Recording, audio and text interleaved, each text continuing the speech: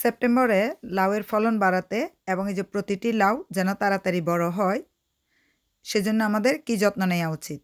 এই যে লাউগুলো আপনারা দেখতে পাচ্ছেন, অতিরিক্ত বৃষ্টির ফলে লাউ গাছের গোড়ায় পানি জমে গাছের গোড়া নষ্ট হয়ে গিয়ে গাছগুলো নষ্ট হয়ে যাবে। আর এই যে লাউগুলোতে যদি অতিরিক্ত পানি পড়ে তাহলে লাউগুলো পচে যাবে। এটার জন্য আমরা যে কি করি, বৃষ্টি হওয়ার আগে আপনারা পরাগায়নের ২-৩ দিন পরে কি করবেন, উপর থেকে পলিথিন বেঁধে দিবেন, নিচে ফুটা করে দিবেন যেন আলো বাতাস ঢুকতে পারে সেই লাউয়ের মধ্যে এবং লাউগুলো বড় হতে পারে। এভাবে ছেড়ে দিবেন না। আগস্ট সেপ্টেম্বর আমরা এভাবেই ছেড়ে দিয়েছিলাম, কোনো সমস্যা হয়নি। কারণ এখন সেপ্টেম্বর, এখন হচ্ছে প্রচণ্ড বৃষ্টি, একদম প্রতিদিনই একটানা বৃষ্টি হচ্ছে। দেখবেন গাছের গোড়াতে প্রচুর পানি জমে আছে। এই পানিগুলা যদি কমাতে চান, পানি জমানোগুলা, তাহলে গাছের গোড়াতে কিছু টিস্যু বা খড় অথবা শুকনো কাপড় দিয়ে দেন। তাহলে টবের মধ্যে যে পানি জমে আছে বা গাছের গোড়াতে যে পানি জমে আছে সেই পানিগুলো খুব সহজেই চুষে নিবে। কারণ অতিরিক্ত পানি গাছের গোড়া নষ্ট করে দেয়, কারণ লাউ গাছের শিকড় অনেক বড় হয় না।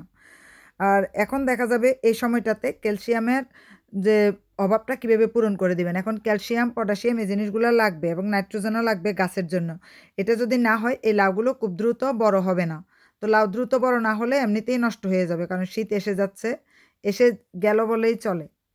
যত বৃষ্টি বাড়তেছে তত শীতের পরিমাণ বেড়ে যাচ্ছে।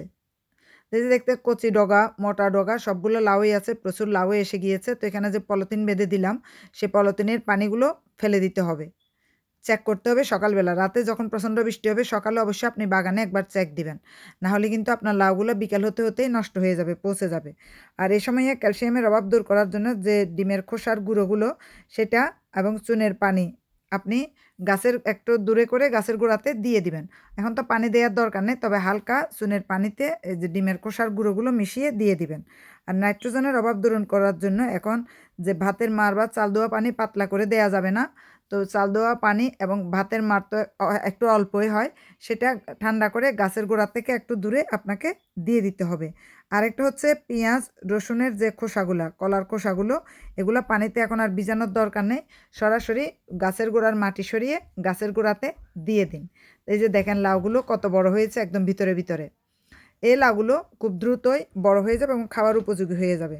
আর চা পাতা যেটা করবেন সেটা নাইট্রোজেনের অভাব দূর করে দেয়। চা পাতা এখন প্যাকেট ছিঁড়ে আপনি গাছের গোড়াতে দিয়ে দিতে পারেন, কারণ বৃষ্টির ফলে যে পানিটা পড়বে এই পানি দিয়ে এমনিতেই গাছের গোড়াতে এই যে পুষ্টিটা চলে যাবে, নাইট্রোজেনের ঘাটতিটা পূরণ হয়ে যাবে। আরেকটা হচ্ছে শাকসবজির খোসা, আমরা যে ভিজিয়ে এতদিন পানি দিয়েছি, এখন শাকসবজির খোসা ভিজিয়ে কিন্তু পানি দেওয়া যাবে না।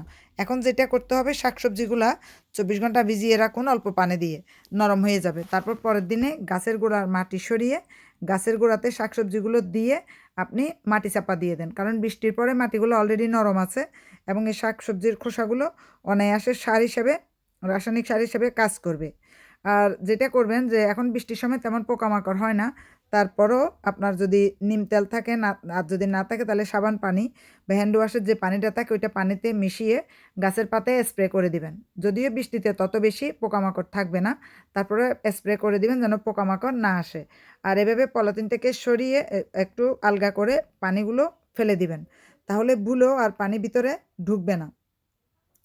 আরেকটা জিনিস হচ্ছে যে আপনারা যেটা করবেন যে এখন কিন্তু আবার শামুক ঝিনুকের সমস্যা। শামুক ঝিনুক খুব দ্রুত চলে আসতেছে। দেখেন ওই যে পলিথিনের ভিতরে লাউটা, এখানে আলো বাতাস ঢুকতেছে আর ওই যে পানি আপনাকে এভাবে ঝেড়ে দিলেই পানিটা চলে যাবে, এই জিনিসটা মনে রাখতে হবে।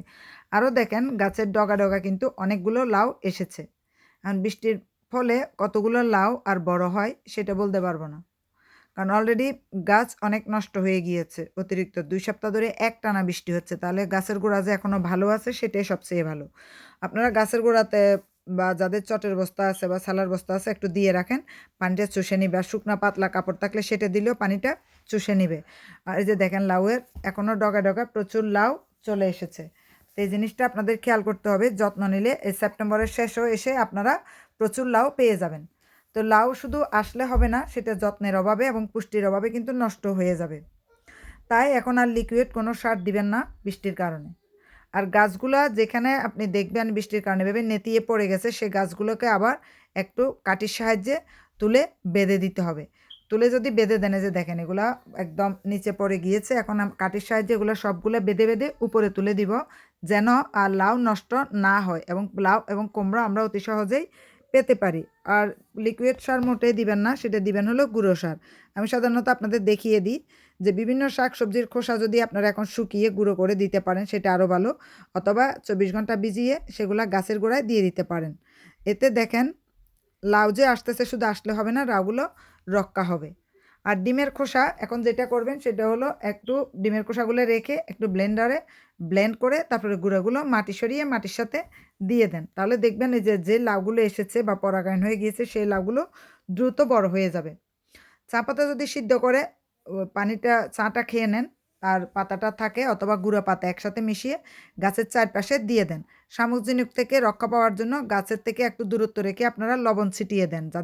যাদের কাছে ওষুধ নেই তারা একটু দূরত্ব মেনটেন করে লবণ ছিটিয়ে দেন। তাহলে দেখবেন শামুক ঝিনুক, এই যে স্নেল এবং স্লাগ বলে বিদেশে, এগুলো আর আসবে না। তাহলে এখনও দেখেন কত লাউ গাছের মধ্যে আছে, কারণ পুষ্টির কারণে কিন্তু তত বেশি আপনি লাউ পাবেন যত বেশি পুষ্টি দিবেন। কারণ বৃষ্টি যতই হোক না কেন বাহিরে, আপনার তখন আর এটা প্রভাব পড়বে না যদি গাছে পুষ্টি থাকে আর লাউগুলো পলিথিন দিয়ে বেঁধে রাখতে পারেন। দেখেন এভাবে নষ্ট হয়ে গেছে কিছু লাউ না বাঁধার কারণেই।